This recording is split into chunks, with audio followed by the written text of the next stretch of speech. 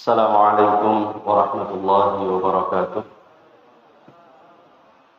Bismillahirrahmanirrahim. Wassalatu wassalamu ala Rasulillah wa ala alihi wa sahbihi wa man wala. Wala hawla wala quwwata illa billah. Wa ba'd. Jemaah sekalian yang semoga kita semua dirahmati oleh Allah Subhanahu wa taala. Melanjutkan pelajaran kita tentang masadirus syariah al-mukhtalaf, dasar hukum yang diperselisihkan. Sudah kita jelaskan pada pertemuan yang lalu, yaitu istihsan. Yang pertama adalah istihsan, dan insyaallah malam ini kita lanjutkan. Yang kedua adalah masalihul mursalah, atau yang kita tulis sebagai maslahah mursalah. Maslahah mursalah ini terdiri dari dua kata di pengertian maslahah mursalah. Menurut bahasa, maslahah mempunyai arti kebaikan atau kebermanfaatan, kepantasan, kelayakan, keselarasan, kepatutan. Itu makna maslahat. Biasa disebut maslahat. Maslahat. Sedangkan kata mursalah merupakan isim maf'ul dari kata arsala, yang artinya terlepas atau bebas. Dengan demikian, kedua kata tersebut ketika disatukan akan mempunyai arti kebaikan atau kebermanfaatan, kepantasan atau kelayakan dan seterusnya, yang terbebas dari keterangan yang menunjukkan boleh atau tidak bolehnya dilakukan. Jadi sesuatu yang pantas untuk dilakukan atau pantas untuk tidak dilakukan, tapi tidak ada dalilnya. Tidak ada keterangan jelas dari syarak bahwa ini terlarang atau boleh dilakukan. Beda dengan istihsan. Ya, istihsan ada dalilnya. Ya. Minimal qiyas khafi. Ya, qiyas khafi. Sehingga kemarin dalam penjelasan istihsan itu, kenapa ada ulama yang membolehkan wanita haid untuk membaca Al-Quran, padahal ada dalil yang melarang. Karena menganggap dipandang baik kalau dia baca Quran daripada tidak baca Quran. Nah, di sini tidak ada dalil tentang boleh atau tidak bolehnya. Tapi pantas untuk dilakukan. Ada manfaatnya, ada manfaat.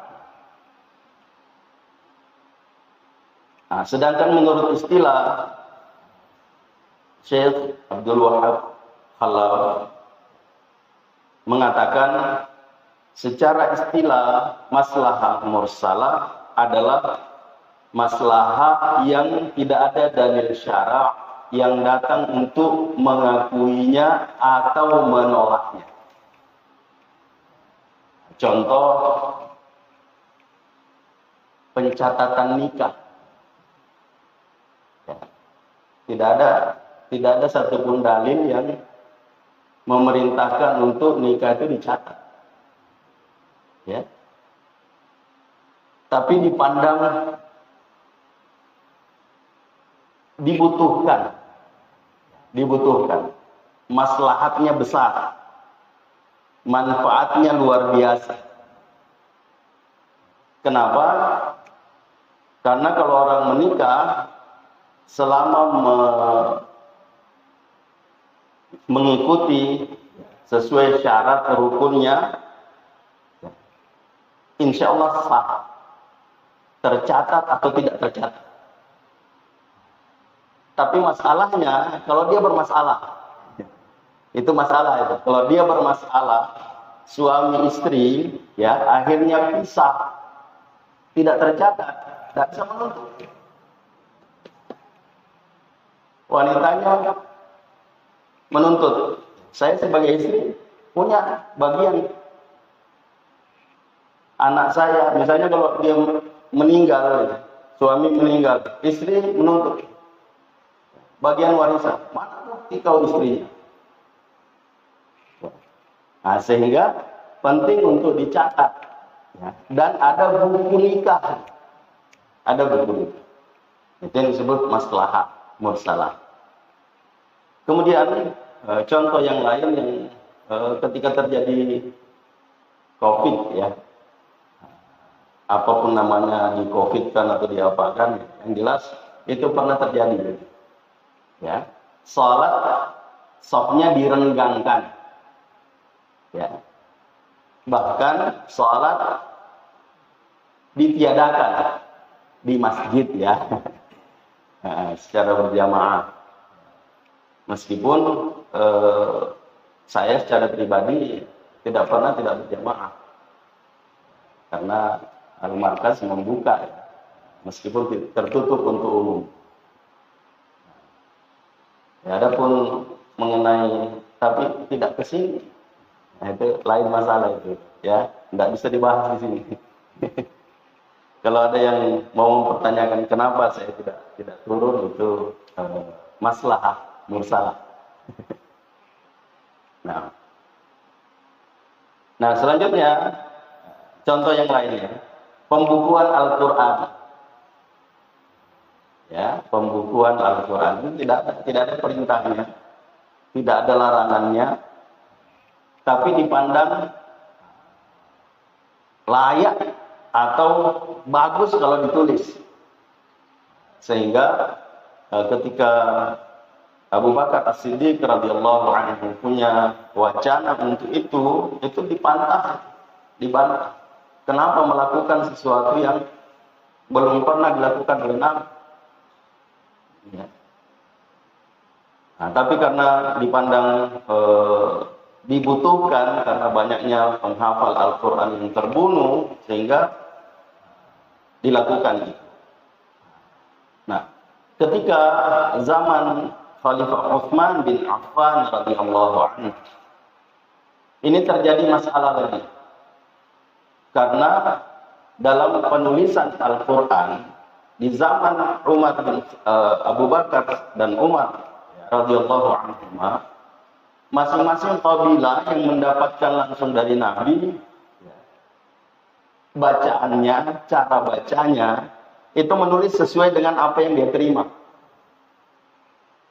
Sehingga di zaman Utsman bin Affan radhiyallahu anhu itu terjadi polemik ya, bahwa masing-masing yang punya tulisan menganggap tulisannya yang paling baik, tulisannya yang paling benar. Nah, sehingga Utsman bin Affan berijtihad ya, untuk menulis sesuai dengan bahasa Utsmani, itu yang disebut dengan Rasmul Utsmani ya. Disatukan bahasanya, tulisannya, sehingga tidak ada lagi yang menganggap Al-Quranku yang paling baik ya, tulisanku yang paling baik, yang saya terima yang paling benar. Nah, sesudah ditulis dengan Rasmul Utsmani, semua pembukuan sebelumnya itu ditiadakan ya, dihanguskan, sehingga tinggallah Rasmul Utsmani. Tapi itu tidak ada dalil perintah, tidak ada dalil perintah, dan juga tidak ada dalil larangan.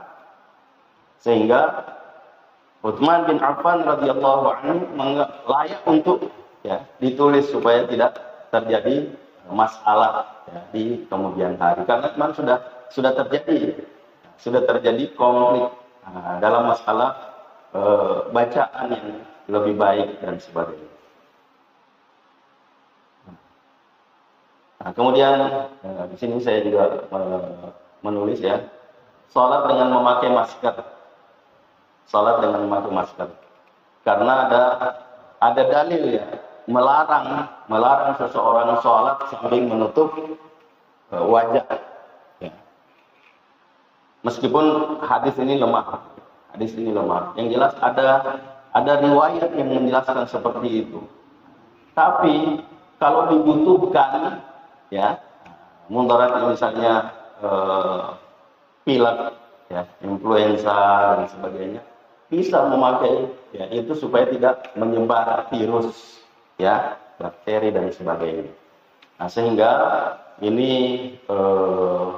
terjadi pada masa COVID kemarin, ya.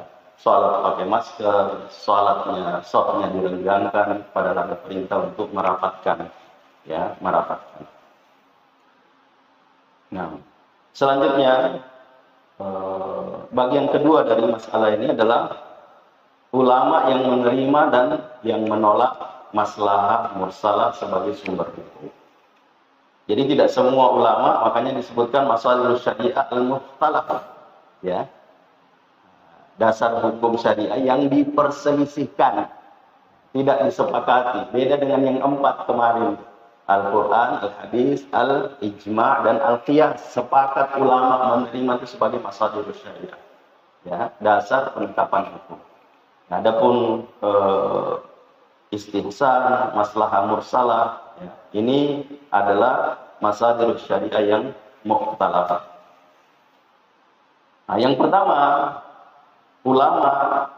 jumhur ulama menolak maslahah mursalah sebagai sumber hukum. Nah, yang dimaksud di sini jumhur ulama adalah Abu Hanifah, ya, Hanafiyah, kemudian Syafi'iyah dan Hanabilah.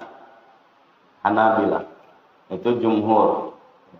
Yang di luar itu, ya, Malikiyah itu membolehkan, mazhab Malikiyah.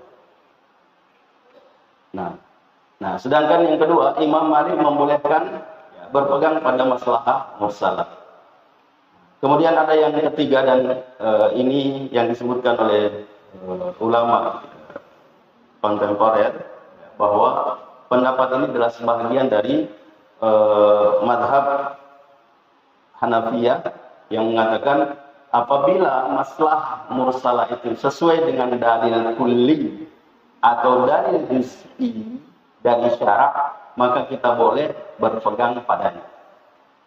Jadi secara umum dia ada kalau mau berhubungan, tapi secara khusus tidak. Ya. Nah, tapi seperti yang biasa kita sampaikan bahwa kalau kita mau urut, ya, sampai ini, kalau kita mau pertemukan pasti ketemu. Ya. Tapi secara khusus menyebutkan tentang itu tidak.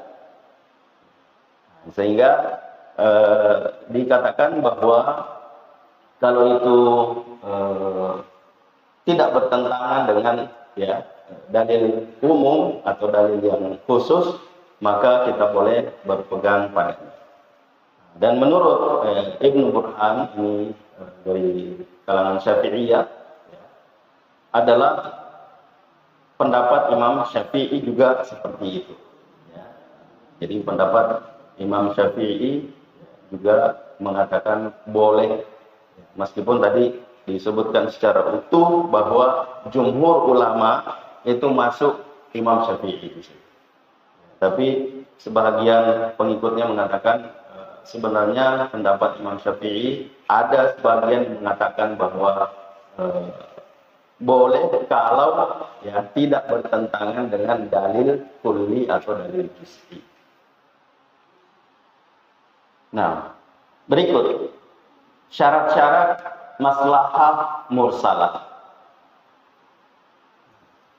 Para ulama berpendapat bahwa kita harus berhati-hati dalam menggunakan maslahah mursalah sebagai sumber hukum, sehingga tidak memberikan peluang penetapan hukum berdasarkan hawa nafsu. Jadi karena tidak ada dalilnya, yang menetapkan boleh atau tidaknya, maka kita seenaknya saja untuk membuat dalil. Membuat dalil. Nah, karena itu ulama memberikan syarat bagi orang yang berpegang pada maslahah mursalah, yaitu pertama, maslahah itu harus jelas dan pasti. Bukan hanya berdasar anggapan atau pemikiran. Jadi bukan opini, ya.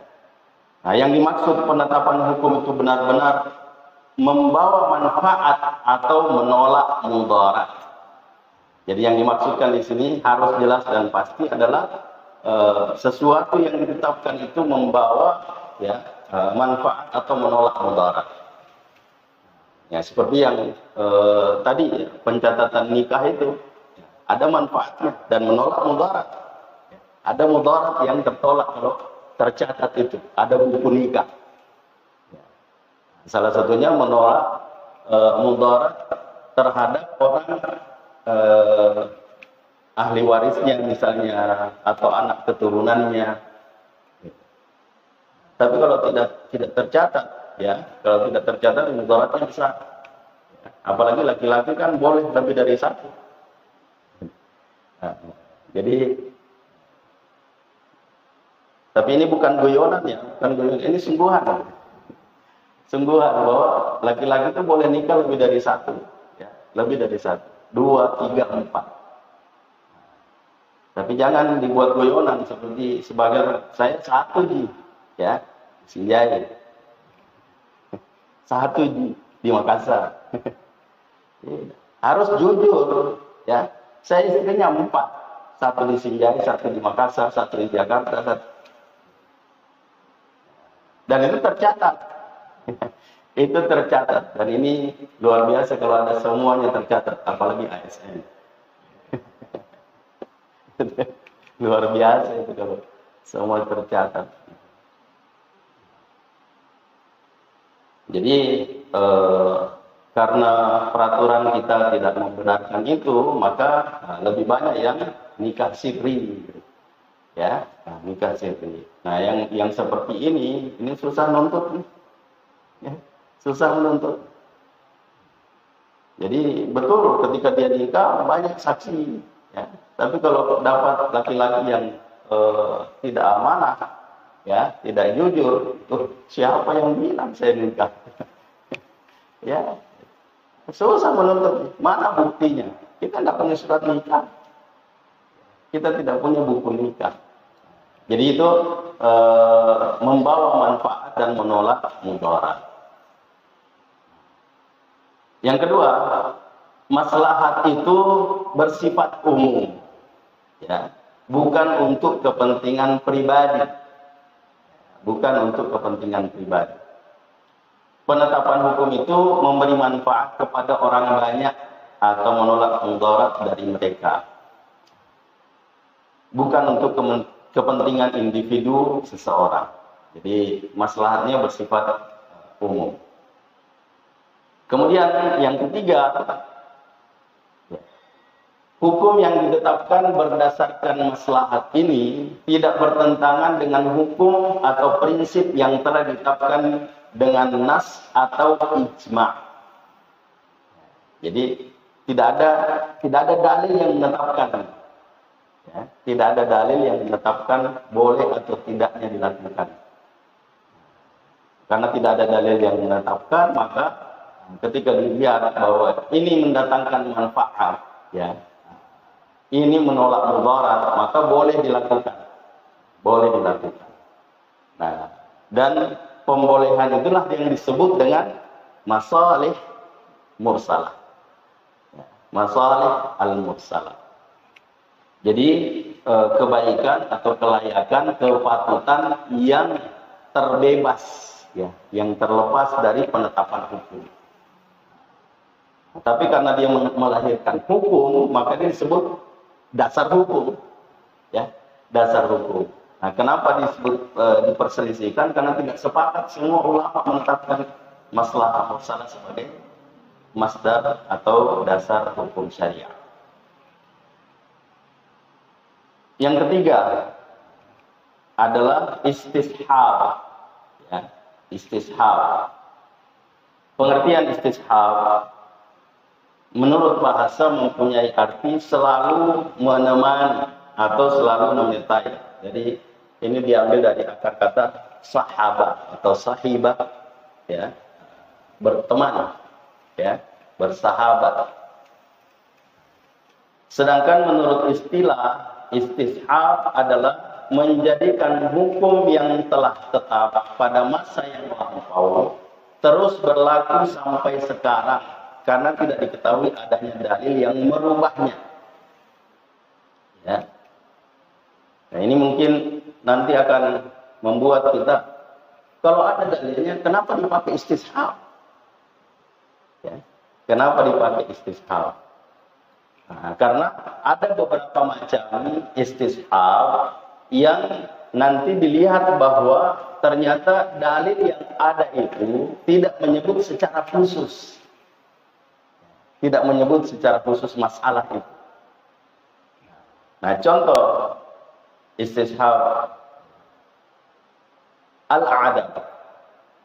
Istishab al-adab, yaitu tidak adanya satu hukum yang ditiadakan oleh akal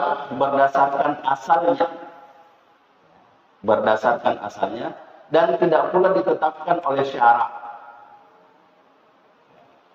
Contoh salat yang keenam, ya, meskipun ada orang yang mengatakan ada salat yang keenam, akal kita menolak itu.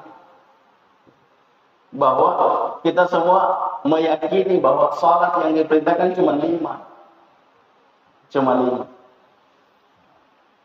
Jadi ketika ada yang mengatakan ada salat yang keenam, maka semua pasti menolak itu, ya, secara akal. Karena salat yang diwajibkan hanya ada 5 kali dalam sehari semalam. Akal mengetahui bahwa salat yang keenam itu hukumnya tidak ada, tidak wajib. Meskipun syarak tidak menegaskan, ya, bahwa tidak ada. Ya, syarak tidak menegaskan bahwa tidak ada salat yang keenam. Ya, hanya menegaskan salat itu 5 kali sehari semalam.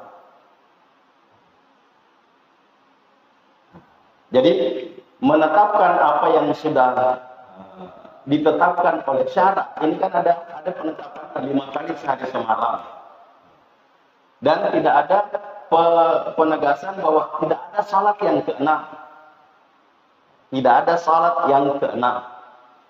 sehingga kalau ada orang yang menyebutkan bahwa ada salat yang diperintahkan yang keenam, maka akal kita menolak itu, meskipun tidak ada dalil. Sehingga ketika ada orang yang mengatakan ada salat yang wajib yang keenam, ya, kita semua pasti menolak. Tapi kalau orang itu menjelaskan, maka kita pasti menerima. Contoh, ada salat wajib yang keenam selain yang 5 waktu, witir, tapi bukan umat Muhammad saja. Bukan untuk umat Muhammad, untuk Nabi Muhammad saja. Ya, jadi salat witir itu adalah wajib bagi Nabi. Ya, wajib bagi Nabi, tidak untuk umatnya. Nah, kalau dijelaskan seperti itu, ya kita bisa menerima, tapi tidak boleh menetapkan bahwa dia masuk pada salat yang diperintahkan yang keenam. Mudah-mudahan bisa dipahami karena ruwet ini, ya. Tapi saya ingin menyampaikan bahwa memang banyak orang yang mengatakan pelajaran usul fikih itu berat, ya. Tapi saya mencoba untuk bagaimana supaya menanamkan pada pikiran kita bahwa tidak.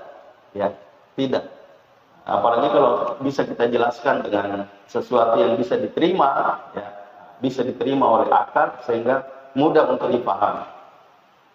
Jadi saya ulangi bahwa istishab al-adam contohnya, bahwa ketika orang mengatakan ada salat yang keenam, ya, akal kita menolak karena dalil tentang penetapan sholat yang wajib itu cuma 5. Tidak ada dalil yang menetapkan bahwa tidak ada sholat ke-6. Tidak ada dalil. Sehingga kalau ada yang mengatakan ada sholat wajib yang ke-6, kalau tidak dia jelaskan, susah untuk kita terima. Tapi kalau dia jelaskan, ya, nah seperti tadi menjelaskan bahwa ada sholat yang ke-6 yang wajib, tapi hanya untuk Nabi yang ke-6 itu. Witir itu wajib untuk Nabi. Sehingga tidak pas atau tidak cocok untuk ditetapkan bahwa itu sholat wajib yang ke-6. Karena tidak sesuai dengan nas yang menetapkan. Maka menetapkan hukum yang sudah ditetapkan pada sebelumnya, pada dalil sebelumnya, bahwa ada dalil yang menetapkan sholat itu 5. Sholat itu 5. Meskipun tidak ada dalil yang mengatakan bahwa tidak ada sholat ke-6. Ya, tidak ada sholat ke-6. Tapi akal kita sudah tertanam bahwa sholat yang diperintahkan itu cuma 5.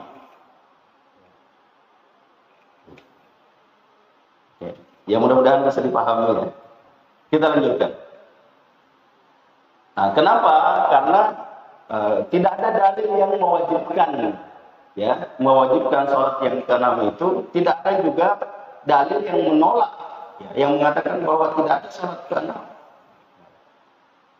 Sehingga manusia ya tidak wajib melakukan sholat yang ke-6 dan berlaku sepanjang masa. Jadi hukum ini atau dalil yang menetapkan bahwa sholat 5 waktu itu berlaku sepanjang masa. Itu yang disebut dengan istishab. Ya, istishab. Memberlakukan hukum yang sudah ada. Ya, yang sudah ada. Yang kedua, macam istishab. Istishab am atau istishab nas. Sampai datang dalil yang merubahnya berupa mukhassis atau nasikh. Jadi ada dalil yang menetapkan, selama tidak ada dalil yang merubah nas yang menetapkan itu, maka tidak bisa dirubah.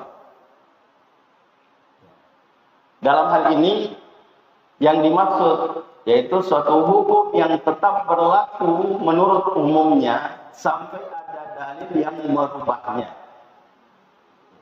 Contoh, dalam ayat Al-Quran, hukum mewaris seorang anak mendapat bagian dari orang tuanya. Ya, itu ditetapkan. Ada dalil penetapan semua anak itu berhak mendapatkan warisan dari orang tuanya. Jadi kalau orang tuanya meninggal, anak pasti dapat. Ya, anak pasti dapat. Itu secara umum. Ya, nah tadi disebutkan kecuali ada dalil yang merubah keumuman itu, ya, atau menghapus hukum yang sudah ada itu. Nah, ternyata ada dalil yang merubah keumuman itu atau menghilangkan hukum yang sudah ditetapkan itu, yaitu yang disebutkan oleh Nabi Shallallahu Alaihi Wasallam bahwa tidak ada bagian waris dari seorang pembunuh. Meskipun dia ahli waris, berhak dapat warisan, tapi dia yang bunuh orang tuanya. Tidak dapat. Ya, seperti kisah yang kita sebutkan tentang Al-Baqarah. Ya, yang mengaji malam Jumat, sudah pernah kita jelaskan tentang Al-Baqarah. Dia bunuh pamannya, ya karena pamannya tidak punya anak, ya. Tidak punya anak, diambil anak oleh pamannya. Nah, pamannya sudah tua, kaya raya, banyak hartanya, ditunggu matinya tidak mati-mati, ya dimatikan. Ya, dimatikan. Sehingga ada kaidah, ya, kaidah yang menyebutkan itu. Man ta'ajjala, ya, qabla awanihi untiba bihirmani. Siapa yang mempercepat sesuatu sebelum waktunya, maka diharamkan baginya pembagiannya. Jadi itu contohnya. Dia sudah mau dapatkan warisan, mau mewarisi harta, tapi belum meninggal, dimatikan. Jadi belum waktunya sebenarnya, tapi dia paksakan untuk melakukan itu, sehingga ketika dia berupaya untuk menjelaskan bahwa dia meninggalkan pembunuhnya, kita tidak tahu, maka mayatnya dibuang ke tempat lain. Itu jadi alibi buat dirinya, ya. Kemudian dia mencari. Hebatnya ini. Jadi Al-Quran itu sudah dari dulu menjelaskan masalah itu, bahwa ada orang yang membunuh, kemudian supaya tidak diketahui siapa pembunuhnya, dibuang ke tempat lain. Kemudian dia mencari sendiri, ya. Itu juga terjadi di masalah Nabi Yusuf. Nabi Yusuf. Jadi sudah dari dulu ada yang masalah begini. Dia sendiri yang taruh tempat, ya, saudaranya barang yang sebenarnya nanti diumumkan hilang, ya, hilang. Siapa di antara kalian yang ngambil, maka ditahan, nggak boleh pergi, ya. Tapi Nabi Yusuf betul taruh ini di tempatnya. Ya, jadi kalau sekarang ada mohon maaf ya, gitu, penegak hukum yang melakukan begitu, itu dari dulu sudah pernah ada. Alena taruhnya paling nama siapa? Ya sudah lama yang begitu. Jadi tadi ya saya kembali bahwa ketika dia membuang jasad atau mayat ini, kemudian dia datang kepada Nabi Musa bertanya, doakan kami kepada Allah, ya, supaya menunjukkan siapa pembunuh. Nabi Musa berdoa kepada Allah, diberi jawaban. Jawabannya apa? Suruh sembelih sapi. Ya, suruh sembelih sapi. Mereka berkata, apa hubungannya? Ya, saya cuma bertanya siapa yang membunuhnya, kok disuruh potong sapi? Ya, atatakiduna huzwa, kamu mengolok-olok kami. Ya, Nabi Musa mengatakan, a'udzubillahi an akuna minal jahilin. Yang kita sebutkan ya pada pelajaran itu, bahwa mengejek, mengolok-olok itu kan perbuatan orang bodoh, perbuatan orang jahil. Sehingga mudah-mudahan kita tidak termasuk ke dalam golongan ini, ya, suka mengejek, suka mengolok. Karena olokan itu, ejekan itu adalah sifat, ya, atau mengejek itu sifat orang bodoh. Dan Nabi Musa berlindung diri kepada Allah dari sifat itu, yang akhirnya dia lakukan. Meskipun mereka perkutanan, ya, banyak pertanyaannya. Kalau sudah sembelih sapi betina yang bagaimana, ya, disebutkan lagi. Kemudian sudah diketahui jenisnya begini, ya, bagaimana warnanya. Ya, yang akhirnya tambah susah. Ya, yang sampai akhirnya didapatkan apa yang diinginkan oleh Allah Subhanahu wa taala. Dia sembelih. Nah, ketika sudah disembelih, Nabi Musa diperintah untuk mengambil sebagian dari anggota tubuh dari sapi yang dipotong itu, pukulkan ke mayat, bangun-bangun nunduk. Ya, semua orang lagi coba. Ya, alena pun apa siapa 30.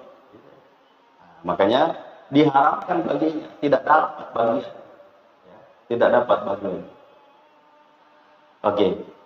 Selanjutnya yang berikutnya di sini disebutkan bahwa setiap anak dapat warisan dari orang tuanya, namun apabila seorang anak statusnya sebagai pembunuh, dia tidak berhak untuk mendapat warisan dari orang tua. Ya, yang dimaksud pembunuh di sini ya membunuh orang tua, ya, bukan pembunuh orang lain. Ya. Nah, kemudian yang ketiga, istishab hukum yang ditunjukkan oleh syarak, syariah maksudnya, tetapnya dan kekalnya karena ada sebabnya. Contoh, seorang wanita menjadi halal bagi seorang laki-laki sebab adanya akad nikah yang sah. Dan hukum halal terus berlaku selama tidak ada hukum yang merubahnya. Ya, makanya tadi kita sebutkan tanpa buku nikah juga sah. Ya, kalau dia sesuai dengan syarat dan rukunnya. Nah, cuma karena menganggap layak untuk dibuat itu, ya, lebih baik kalau dibuatkan buku catatan itu, sehingga nanti bisa menolak mudharat dan bisa mendatangkan manfaat. Nah, misalnya talak, ya, fasakh dan sebagainya. Jadi kalau dia diketahui sudah nikah, ya, tapi kan tidak semua orang tahu kalau dia sudah ditalak. Sehingga orang yang mendapatkan warisan, ya, istri itu dapat warisan dari suami, ya. Itu ketetapan yang disebutkan. Ada dalil, ada nas ayat yang menetapkan kalau suami meninggal maka istri mendapatkan, ya, 1/8, ya, 1/8 kalau ada anak, kalau tidak ada 1/4 dari harta suami. Tapi kalau ada yang merubah hukum itu yang ditetapkan itu, yakni bahwa ketika dia meninggal, suami meninggal, istri itu tadi itu sudah bukan status istri. Ya, kenapa? Sudah ditalak. Sudah ditalak. Nah, makanya ini juga terjadi di masyarakat kita. Ada istri yang menuntut sekian lama dia menemani suaminya, ya. Di akhir hayatnya dia ditalak oleh suaminya. Kenapa? Ya, karena sakit, tidak mau diurus. Ya, dia tidak mau mengurus suaminya karena sudah sakit-sakitan. Akhirnya di akhir hayatnya dia ditalak. Dan itu ada yang tahu. Ya, ada yang tahu. Nah, setelah meninggal, setelah dikuburkan, dia datang mau mengambil semua harta suami. Keluarga suami mengatakan tidak, statusmu sebagai istri saja tidak bisa mengambil semua harta suami.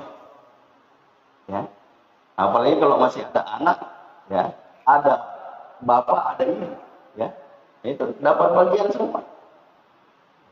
Jadi istri tidak bisa menguasai seluruhnya. Kalau dia ada anak, dia dapat 1/8. Kalau tidak ada anak, maka dia dapat 1/4. Jadi kalau dia ditalak atau proses nikahnya ada masalah sehingga fasakh, rusak, ya, rusak. Atau si istri minta cerai, ya, minta cerai dan diiyakan oleh suami, selesai. Ketika istri yang meninggal, suami tidak dapat bagian karena dia bukan satu suami lagi, atau suami meninggal, istri tidak dapat bagian dari warisan karena dia bukan status istri lagi. Jadi tadi disebutkan bahwa istishab hukum, ya, itu menarik hukum yang sudah ditetapkan, ya. Contoh seorang wanita menjadi halal, ya, karena sebab dia dinikahi, ya. Tapi kalau dia ditalak, ya, atau fasakh nikahnya, maka hukum kehalalan itu hilang, ya, kehalalan itu hilang. Jadi kalau, ya, di masyarakat kita banyak ini bahwa dia sebenarnya sudah pisah, tapi masih tetap satu tempat tinggal, yang akhirnya terkadang masih berhubungan, ya. Kalau hubungannya itu, ya, atas dasar mau sama mau lalu dikatakan tidak berzina, ya, karena dia sudah memutuskan untuk pisah, ya, untuk pisah. Ya, kalau memang masih mau, jangan mengucapkan kata talak, ya, jangan mengucapkan kata pisah. Apalagi kalau dia menyebutkan, ya, dengan nas yang sari, ya. Kecuali kalau dia mengucapkan dengan kiasan, ya, kinayah misalnya, lisan dulu di bulan Ramadan. Nah, itu perlu niat, ya, perlu niat. Apa niat mau mengembalikan istrinya kepada orang tuanya?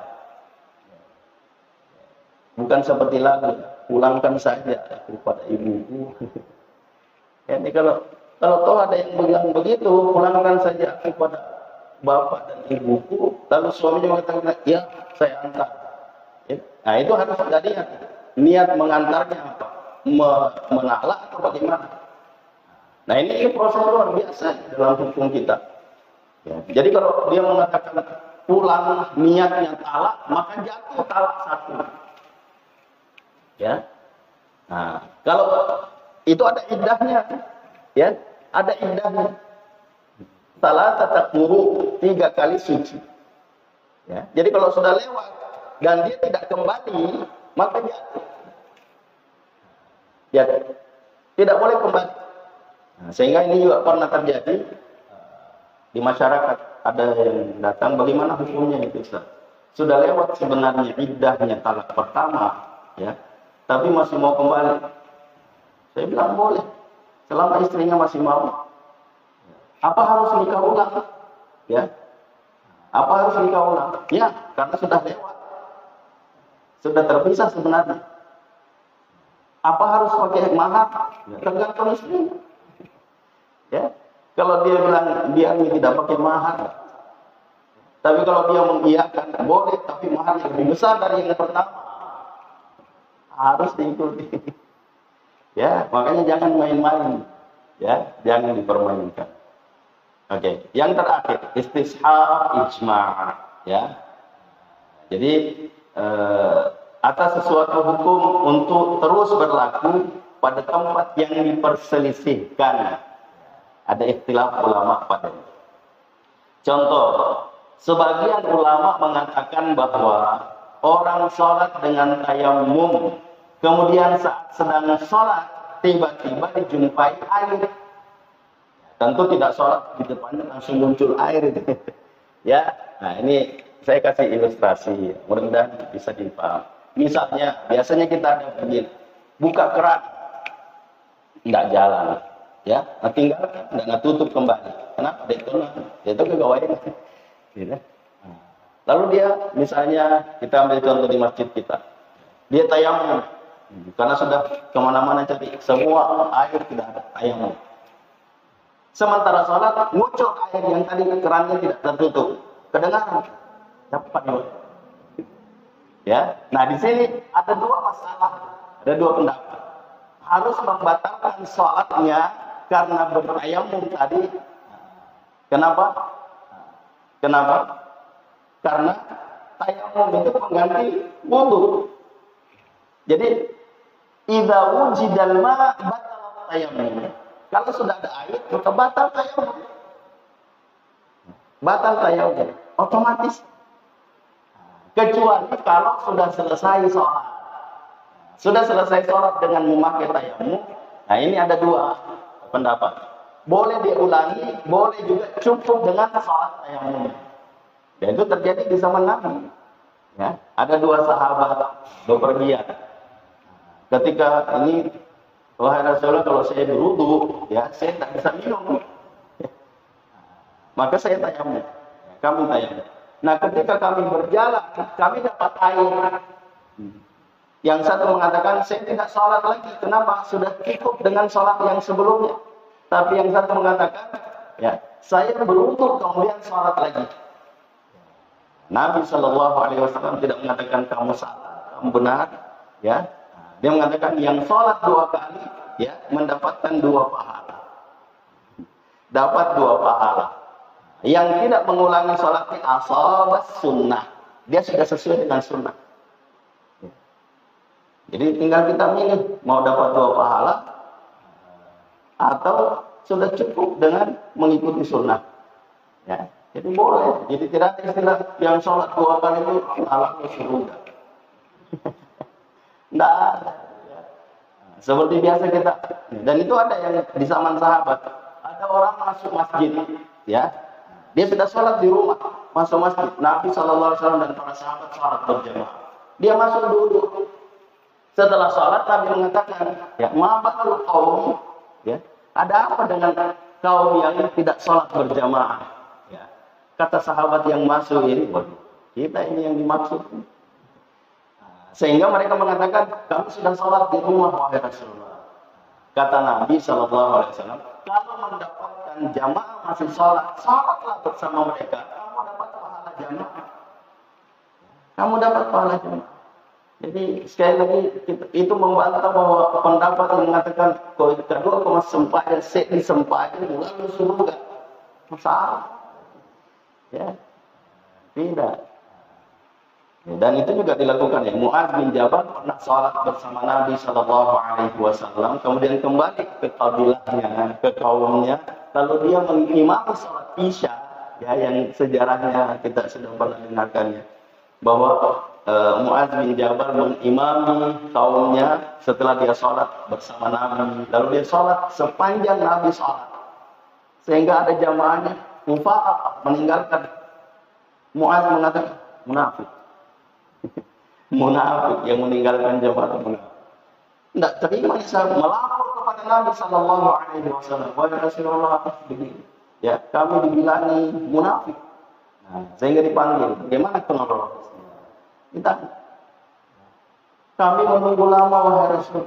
Imam, ya, karena mereka berpendapat salat itu tidak boleh dimulai kalau tidak ada perintah imam, ya. Jadi azan itu milik muadzin, tapi qamat milik imam. Tidak boleh diqamat kalau tidak ada perintah imam. Sehingga mereka menunggu sampai imamnya datang. Datang Mu'adz, salat sama lamanya orang menunggu. Ya. Sehingga sahabat ini tadi mufaraq, berpisah dengan jamaah. Yang disebut oleh Mu'adz munafik itu yang pergi. Tidak terima melapor kepada Nabi. Ya, yang ditegur Mu'adz bin Jabal. Ya, afattanun anta ya Mu'adz, kamu membuat fitnah. Lalu disebutkan kalau kamu menjadi imam, bacalah ya yang pendek, ya, sesuai dengan lihat-lihat makmummu itu ada orang tua, ada anak kecil, ada orang yang punya hajat, ada wanita.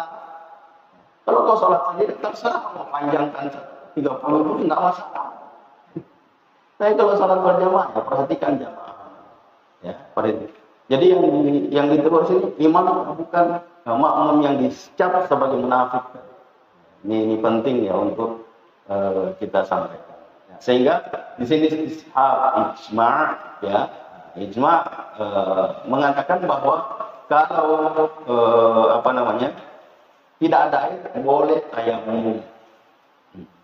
Tapi ketika kita salat lalu ada air, maka hukumnya ini terbagi dua. Membatalkan salat untuk berwudu karena dalil idza wujidal ma batalat tayammum.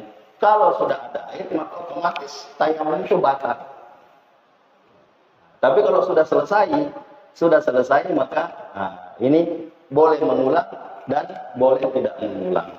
Ya, boleh tidak mengulang. Tapi saya menguatkan lebih baik diulang. Kalau masih ada waktu, ya. Kalau masih ada waktu. Sama dengan salatnya orang yang punya najis, ya. Jadi kalau dia tidak salat karena ada najis, menunggu nanti sampai di rumah baru dia ganti semua, habis waktu. Ya. Maka salat dengan keadaan dia bernajis. Ya. Dalam keadaan ya, dia bernajis. Itu boleh, ya, itu boleh. Tapi saya lebih menguatkan pendapat kalau sampai di rumah dan masih ada waktu untuk mengulang, lebih baik diulang. Ya, lebih baik diulang. Itu ihtiyati, ya, kehati-hatian. Nah, saya kira itu ya. Insya Allah pada pertemuan berikutnya ya, kita menjelaskan tentang pendapat ulama ya, yang menerima atau yang menolak istishab sebagai masadirus syariah. Ya, ada pertanyaan? Kalau tidak ada karena waktu sudah lewat, ya, kita cukupkan.